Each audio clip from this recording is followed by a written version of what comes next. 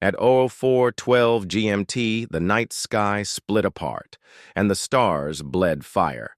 It began with a sound no one could name, a low, rolling hum, as though the world itself was holding its breath, deepening until every glass pane in every high-rise trembled in its frame.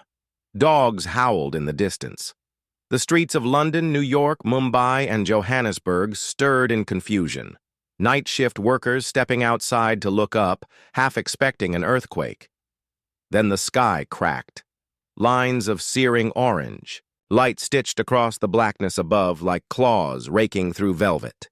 The stars blurred, smearing into streaks, until fire began pouring from the heavens. Each streak grew brighter, thicker, and then, impossibly, slowed. They weren't meteors, they were ships, hundreds of them. Smooth, silver-black hulls glowing, with friction burn, the size of city blocks, descending in precise formation. Heat washed over the rooftops as they passed, the air tasting of metal and static. Below, phones lit up in millions of hands, videos streaming to social media in real time, frantic voices in dozens of languages saying the same thing. They're here. In orbit, War Leader Varash watched the blue and green sphere swell in the viewport. His command throne sat in the center of a cathedral-like chamber aboard the Tarkoon flagship Blood of Suns. The walls pulsed faintly with the heartbeat of the ship's living alloy. The scent of scorched ozone hung in the air from the atmospheric entry. "Dominion fleet in position, War Leader," said Sub-Commander Rav, his voice a guttural rumble. "Drop forces ready." Varash's scaled fingers curled around the armrests, claws clicking softly. "Deploy. Sweep the capitals first. Shatter their command, and their people will kneel." On Earth, the first wave struck. Drop pods fell like hammers, glowing red as they tore through clouds, trailing screaming contrails. Each one hit with the force of a detonation, carving out craters in streets, plazas, and parks.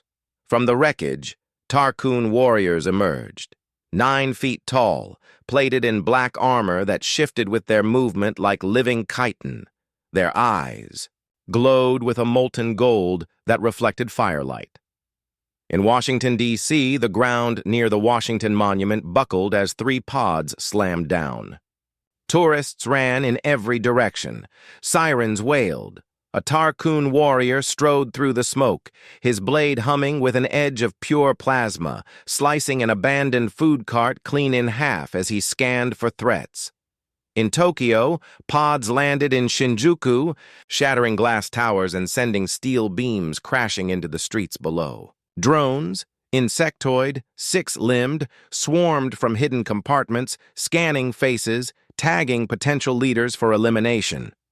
To Varash, watching from above, it was beautiful.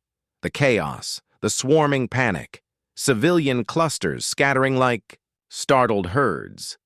Yet he saw something strange. From the moment the pods hit, pockets of humans didn't run. They moved toward the impact zones. Military convoys rerouted in seconds. Helicopters lifted off from rooftops.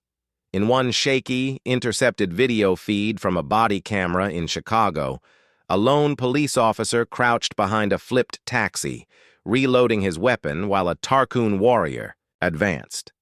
The officer shouted into his radio, "Tell command we're engaging." Then he broke cover and fired, not once, but until his sidearm clicked dry. The warrior fell, not dead but staggered, long enough for the officer to grab a wounded civilian and drag them to safety. Varash tilted his head, brow furrowing. Humans should have been in shock. Their response was too fast, too uncoordinated to be planned, but it was also too fearless to be instinct. The war leader's second-in-command noticed the hesitation. "They resist, war leader. Shall I increase the bombardment?" Varash's eyes narrowed. "No. Let them run. Fear is a sharper blade than any we carry, and they are already bleeding." He was wrong. On the streets of Lagos, a bus driver blocked a Tarkoon advance by ramming his empty vehicle into an armored drone. In Berlin, Firemen pulled civilians from rubble under sniper fire, refusing to retreat. In Sydney, a teenager threw a Molotov cocktail at a Tarkoon scout drone, knocking it from the sky. Fear was here, yes, but so was something else. Something that didn't break when the sky did. The first Tarkoon drop pod opened, and a human bullet was the first to greet it. The pod's shell hissed as it split open, molten metal running down its sides in glowing rivulets. Steam burst from the seams, curling into the midnight air over Chicago's downtown ruins. The Tarkoon warrior inside stepped forward, the heavy thud of his armored boots echoing off shattered skyscraper walls. He expected silence. Instead, the first sound was a crack. A bullet tore through the haze, punching into his shoulder joint with enough force to stagger him back a step. The molten gold of his eyes flared in surprise. "Contact! North Alley!" a human voice barked through the comms. Above, on the 32nd floor of an abandoned office tower, Sergeant David Mercer worked the bolt of his rifle, chambering another round. His scope locked on the warrior's exposed neck joint. Just as the alien turned toward the source, the second shot went wide. The Tarkoon roared, his plasma blade igniting in a flare of violet-white heat. He sprinted toward the alley mouth, but the street erupted before he got there. An improvised explosive buried beneath a pile of collapsed concrete went off, engulfing the warrior in a bloom of dust and shrapnel. The shockwave rattled, broken, windows for 2 blocks. From the rubble emerged 3 human fighters, rifles raised, moving with grim coordination. They weren't regular army, their mismatched gear told that story, but their faces carried the same expression, resolve sharpened into a weapon. 2 blocks away, Varash watched through the live feed from a recon drone. He saw the humans' strategy: ambush, cripple, vanish. Primitive, yet effective enough to slow the pod deployment in that sector. "War leader," Subcommander Rav said, "their weapons can't penetrate our primary armor. These casualties are—" "Not the point," Varash interrupted, his scaled brow furrowed. "Look at their eyes. That is not prey instinct." Down on the street, Mercer's team pressed forward, darting between burned-out cars. Tarkoon warriors tried to form a firing line, their plasma rifles cutting neon scars through the darkness. But the humans never stayed in one place long enough to be targeted. A city bus, flipped onto its side, became a makeshift barricade. Behind it, a local police officer and 2 civilians worked in tandem, tossing smoke grenades into the Tarkoon formation. Under that cover, Mercer's squad charged. The fight collapsed into chaos. Plasma fire sheared the corners off buildings. Muzzle flashes lit up the rain-slick pavement. A Tarkoon drone swooped low, scanning for heat signatures, and took a shotgun blast to its sensory cluster, spiraling into the pavement in a spray of sparks. In Tokyo's Shinjuku ward, a similar story unfolded. Tarkoon forces advanced down a narrow street, their armored frames too wide for the cluttered urban space. From the rooftops, human defenders dropped Molotov cocktails and homemade pipe bombs. The confined blast waves disoriented even the Dominions, veterans. One Tarkoon warrior raised his rifle toward a rooftop fighter, only for the human to leap to a lower roof, roll, and keep firing. No retreat, no hesitation. By dawn, Chicago's engagement was technically a Tarkoon victory. The humans had been forced to withdraw to avoid encirclement. But when Varash reviewed the after-action reports, he saw casualty numbers on both sides, and the fact that his warriors had been delayed nearly 6 hours longer than projected. Worse, human attacks weren't isolated.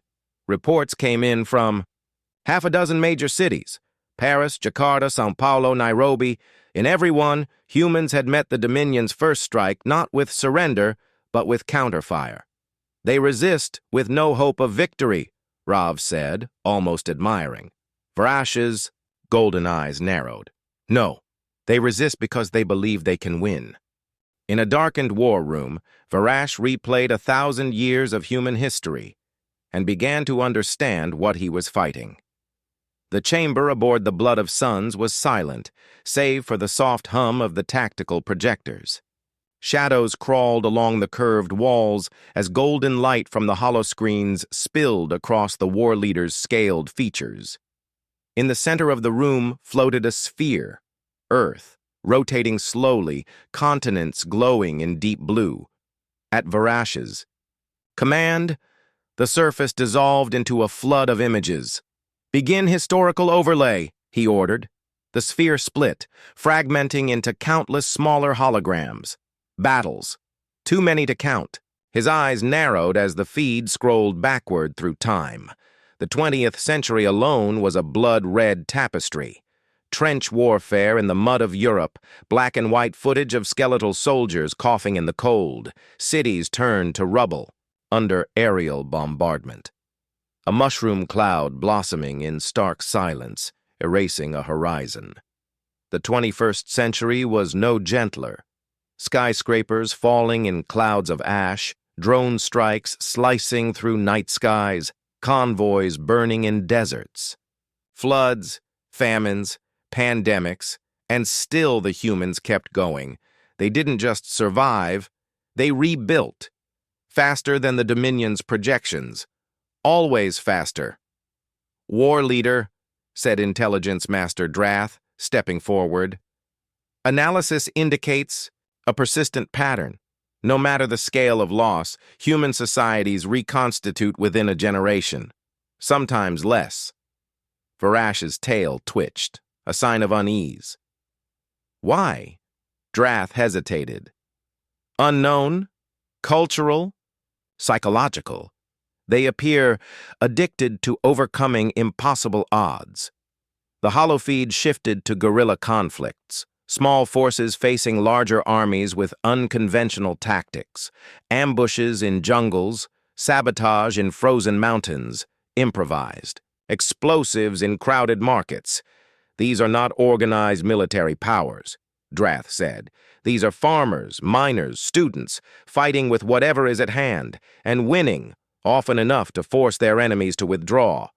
Varash studied the faces in the footage. They weren't always soldiers. Some were barely adults, eyes bright with something beyond fear. It reminded him uncomfortably of the Tarkoon's own war of liberation against the Raal centuries ago, a war they had almost lost despite superior strength. Then the feed slowed. On one image, a human firefighter in scorched gear, carrying a child through the wreckage of a collapsing building. Around them, dust and flames roared. But the firefighter's expression was fixed, unflinching. "They enter danger when survival demands retreat," Varash murmured. Drath shifted uneasily. "If they are cornered, they will not break." Varash finished for him. His claws clicked against the armrest of his chair. "They will adapt." In the corner of the war room, a smaller display showed live tactical updates from Earth. Red markers, Tarkoon presence, blinked steadily over major cities.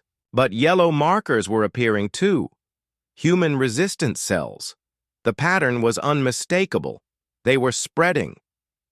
"They are learning our deployments in days," Drath said quietly. "No other species has ever countered our advances so quickly." Varash leaned forward, his golden eyes locked on the spreading yellow lights. The sense of inevitability he had felt upon arriving in orbit was thinning. He forced his voice to remain level. "Prepare to increase pressure. I want every major resistance network crushed before it grows." "Yes, war leader," Drath said, bowing slightly, but there was hesitation in his movements. When the war room emptied, Varash remained seated, watching the final loop of human history. The images rolled past again. The trenches, the cities in flames, the mushroom clouds. He imagined Tarkoon warriors facing that kind of persistence, the kind that never surrendered, no matter the cost. A quiet, unfamiliar sensation curled in his chest. It was not fear, not yet, but it was close. Far below, in the rain-slick streets of Rio de Janeiro, a young resistance fighter slipped past a Tarkoon checkpoint with a stolen datapad tucked under her jacket, the very same files now playing before the war leader's eyes. Humans weren't just fighting back, they were learning him too. The Tarkoon ruled the skies, but on the ground, something was hunting them. Rain fell in silver sheets over the ruins of Johannesburg. The Tarkoon patrol moved in a tight diamond formation, armor glistening under the dim light of their shoulder lamps. Drones buzzed overhead, their sensors cutting through the mist. The city was supposed to be pacified, the humans driven underground, broken, and yet Sergeant Rakor felt watched. He glanced into an alley, a flash of movement. His targeting, visor locked on empty air. Nothing. He took one more step. The ground exploded beneath the lead warrior. An improvised mine disguised under a layer of shattered concrete tore through his legs. The rest of the patrol whipped around, scanning every rooftop, every shadow. Plasma bolts hissed into the darkness, lighting the rain like a strobe. From 3 stories up, 2 human fighters, wrapped in torn tarps for camouflage, fired in. Quick bursts, then ducked behind cover. They didn't stay to trade shots. They didn't need to. Their job was to vanish. Below, Rakor's comms crackled. 2 down, reinforcements inbound. Another explosion answered before the reinforcements arrived. It was like this everywhere. In the pine forests of Siberia, Tarkoon's supply transports vanished into sudden blizzards, only for their wreckage to be found hours later, engines stripped, weapons gone. In the deserts of Nevada, Tarkoon convoys crawled along cracked highways until the asphalt beneath them collapsed, swallowing tanks into sinkholes rigged with explosives. In the tunnels under Paris, Tarkoon scout teams walked into the dark and never came back. From orbit, Varash studied the casualty maps. It was worse than he'd thought. Humans were not holding territory. They were bleeding his forces dry. The resistance was everywhere and nowhere, striking hard, disappearing faster than drones could track. They avoid direct confrontation, Drath reported, but their strikes are precise, almost surgical. Varash's eyes narrowed. They are not prey. They are predators with patience. In Lagos, a night patrol was shadowed by unseen eyes. Rain dripped from tangled power lines, tapping like fingers on metal. Every sound seemed too close, too deliberate. The Tarkoon pointman turned his head just in time to see a figure in black step from a doorway and fire point blank into his visor. Plasma flared in retaliation, but the attacker was gone before the bolts found their mark. A voice came through the Tarkoon comms, human, calm, deliberate. Every step you take here belongs to us. The channel cut before they could trace it. By week's end, Dominion troop morale had begun to fracture. Rumors spread among the younger warriors, whispers of the ghosts, human fighters who moved faster than scanners could track, who killed without being seen. Varash didn't believe in ghosts, but he knew the power of fear when it seeped into a soldier's mind. In a cold mountain pass in the Andes, a Tarkoon artillery crew worked to set up a battery. Wind howled through the canyon. The first shot never came. The crew found themselves surrounded, not by a visible force, but by the sound of movement on every slope, every shadow shifting in the snow. Then the first explosion hit. The ridge above collapsed in an avalanche, burying half the crew. The survivors tried to flee downslope, only to find the path blocked by human fighters wearing white, their rifles steady, their eyes unblinking. The Tarkoon surrendered without firing a shot. Back on the Blood of Suns, Vrash paced before the planetary map. Yellow markers, resistance activity, were multiplying. Drath's voice was low, uneasy. They strike where we are strong, war leader. They choose the ground. They dictate the pace. Vrash stopped pacing. And every time we kill them, more appear. It is as if they are drawing strength from their dead, Drath finished. On the ground, somewhere in the African highlands, a resistance leader stood over a burning Tarkoon transport, speaking into a cracked radio. "Tell every fighter, we are not shadows. We are the teeth in the dark." At 02 air hours, the Tarkoon's most feared warlord was alive. By sunrise, his helmet was on a human wall. General Kor was a legend among the Dominion. 9 feet tall, even without armor, his black-plated frame was said to have survived 17 direct plasma strikes. His left eye, a glowing synthetic replacement, tracked faster than most targeting systems. In every war the Tarkoon had fought, Kor was the first into battle and the last to leave. The humans called him the Unkillable. That night, he commanded. From a forward operations tent in the outskirts of Nairobi, the air thick with the metallic tang of ozone from the orbital strikes earlier in the day. Outside, Tarkoon guards patrolled under the pale wash of the moon, their armor gleaming wet from a passing rain. At 1:47 hours, the first shadow slipped under the perimeter fence. 2 more followed, moving in utter silence, their dark clothing soaked to blend into the mud. The only sound was the soft click of a suppressed rifle's safety being released. A Tarkoon sentry turned and dropped without a sound. The infiltrators moved in rhythm, each step rehearsed, each kill precise. They weren't just here to sabotage. They had one target. Inside the tent, Kor leaned over a holo map, his claw tracing the movement of human resistance clusters. "They gather here and here," he growled to his lieutenants. "By sunrise, I will scatter them like ash." He didn't see the shadow slip in behind him. The first shot hit him in the back of the neck, exactly where his armor plates met. His head snapped forward, his synthetic eye flaring bright. He spun with a roar, plasma blade igniting in his hand. The second shot took him through the chest. Kor stumbled, one massive hand clutching at the wound. His lieutenants shouted, weapons coming up, but the infiltrators were already gone, melting into the tent's shadows and diving out the far wall slit they'd cut minutes earlier. By the time the guards swarmed in, Kor was on his knees. His helmet fell forward into the mud, steam curling from the impact point where the first bullet had struck. The Unkillable was dead. The camp erupted into chaos. Tarkoon soldiers fired blindly into the trees. Drones swept the area with thermal. Scans and searchlights cut through the night. But the humans were ghosts again, gone before the Dominion could even triangulate their exit path. On a rooftop 5 kilometers away, the 3 resistance fighters crouched in the rain, watching the commotion through binoculars. One of them, a wiry woman with a scar across her jaw, held Kor's helmet in her lap. "Proof," she said simply, then slid it into her pack.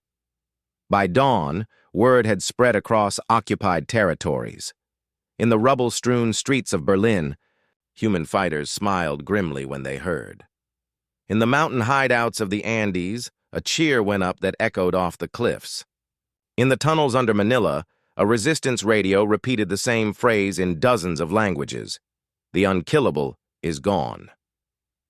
On the blood of suns, Varash stared at the report, his jaw clenched so tightly it ached. Kor was more than a commander. He was a symbol of Dominion invincibility.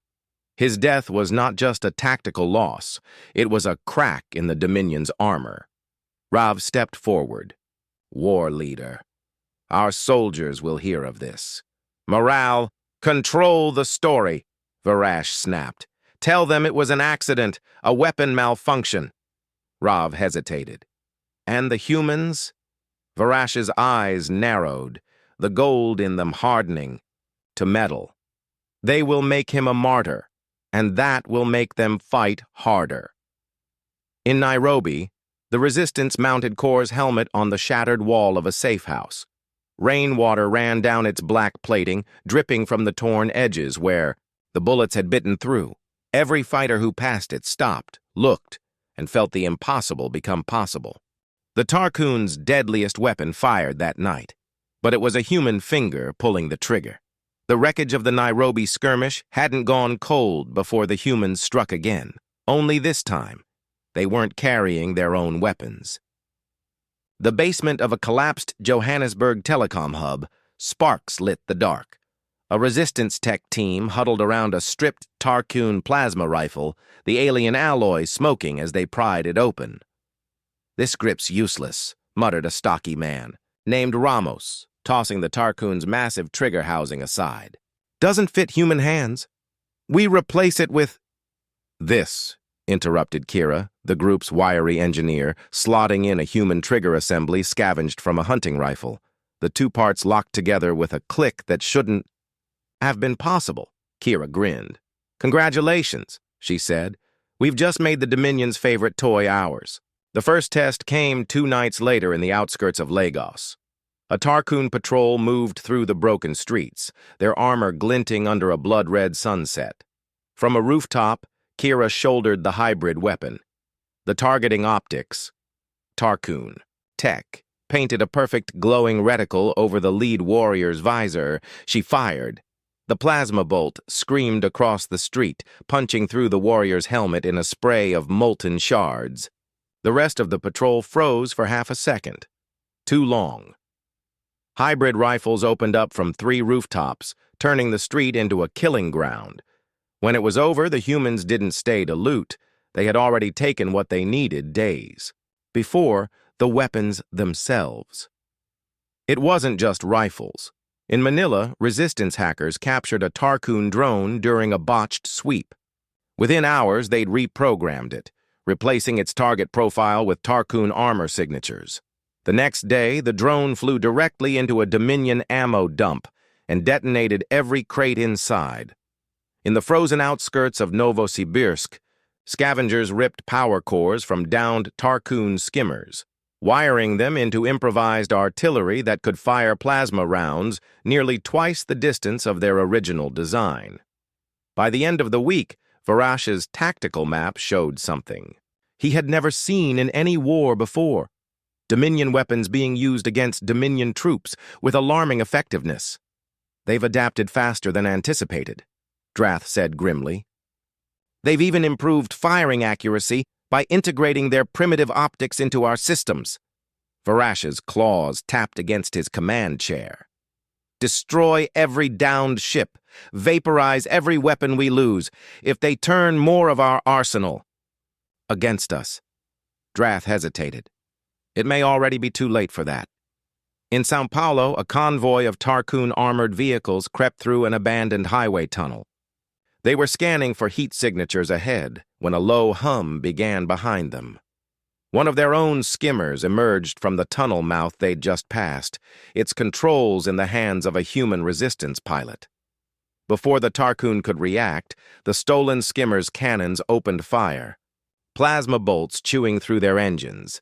The convoy burned for hours. Even the skies were no longer safe. In New York, a human fighter squadron scrambled in modified Tarkun interceptors, alien crafts stripped of excess plating to make them faster. They swooped through the clouds above the Hudson, ambushing Dominion bombers en route to level the city. Varash received the report in silence. He replayed the combat footage 3 times, watching Tarkun pilots fall to their own weapons. His officers waited for orders, but none came immediately. In an underground bunker somewhere in the Rockies, the resistance leadership gathered around a stolen Tarkun holo table. Blue holographic grids rotated above them, marking troop movements, supply depots, and weak points in Dominion lines. General Mercer, promoted after the Chicago battle, pointed to 3 markers. "They wanted to bring their war to us. Now we bring their war back to them." Above Earth, on the blood of suns, Varash stood before the viewport watching the planet turn. "They have taken our weapons," Drath said quietly. "What will they take next?" Varash didn't answer. In his mind, he already knew. War leader Varash had crushed worlds before, but never had he feared the faces of his enemies. The blood of suns drifted in high orbit, its massive hull casting a moving shadow over the blue curve of Earth. Inside the command deck, the air was heavier than usual, not from gravity, but from the silence. Vrash stood at the center, staring at the tactical hollow. Red icons, Dominion strongholds, flickered and winked out as reports came in. He didn't need to ask why. He already knew. The humans were dismantling his empire one strike at a time. A door hissed open. Rav entered, his face grim. War leader, the latest from the Andean front. A supply column was intercepted. Every vehicle lost. Vrash didn't turn. How many soldiers? 87. None survived. The war leader's claws flexed against the railing. And the humans? Not confirmed. But we believe fewer than 10 fighters carried out the ambush. This was not the war Vrash had trained for. Against other species, victory was a matter of overwhelming force. Orbital bombardment, shock troops, precision strikes. Even the strongest civilizations cracked within weeks. But the humans, they did not break. They adapted. Every loss seemed to sharpen them. Every defeat taught them how to hit harder the next time. That night, in the dim-lit quarters of the Blood of Suns, Vrash found himself replaying the battle footage from Chicago. The moment the humans had slaughtered his elite forces in the Yaoji streets. He paused on the image of a single human fighter standing amid the smoke, rifle aimed directly at the lens. There was no fear in that face, only resolve.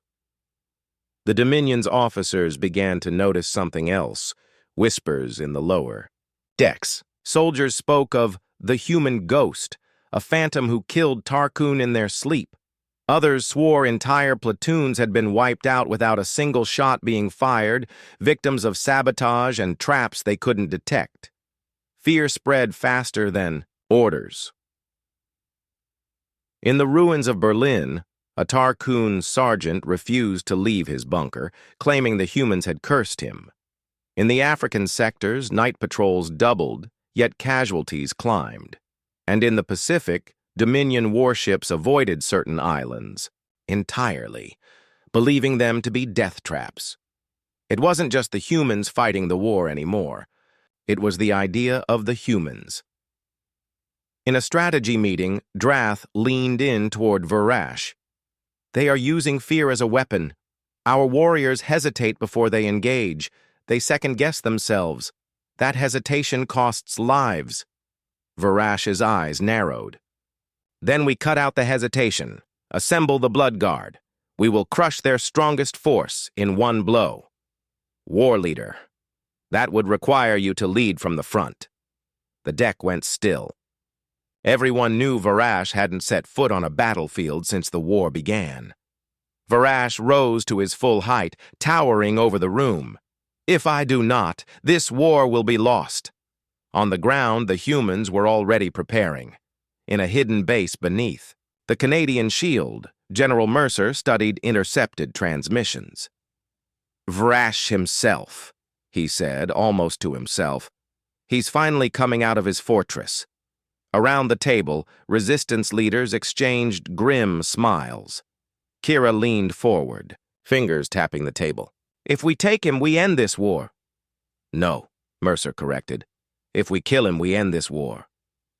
That night, far above Earth, Vrash stood alone at the viewport. His reflection stared back at him, a commander, a conqueror, and for the first time, a man who could lose. In the black glass, the human soldier's face from the Chicago footage seemed to appear behind him. He blinked, and it was gone. The war leader came to Earth to end humanity. But the day he landed was the day the war turned. The Dominion fleet burned through the atmosphere at dawn, fire tails streaking the sky. In cities and wastelands alike, people stopped what they were doing and looked up. They'd seen Tarkun ships before, but never this many.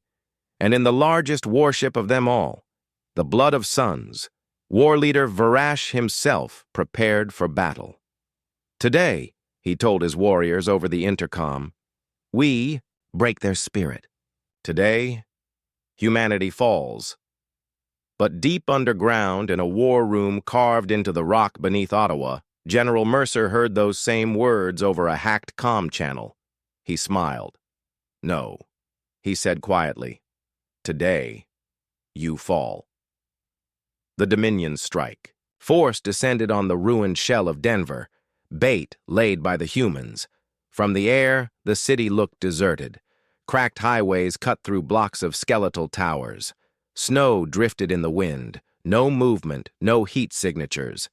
An empty kill zone, one Tarkoon officer reported. "Then kill it!" Vrash ordered. Plasma cannons roared, tearing through the concrete husks. Entire blocks vanished in columns of molten dust. The Tarkoon advanced behind the firestorm, unaware that under the streets, hidden in the subway tunnels, the resistance was waiting. Kira stood beside a rig of salvaged Tarkoon plasma cores, wired to remote detonators. Sweat trickled down her temple. She counted down on her fingers. 3, 2, 1.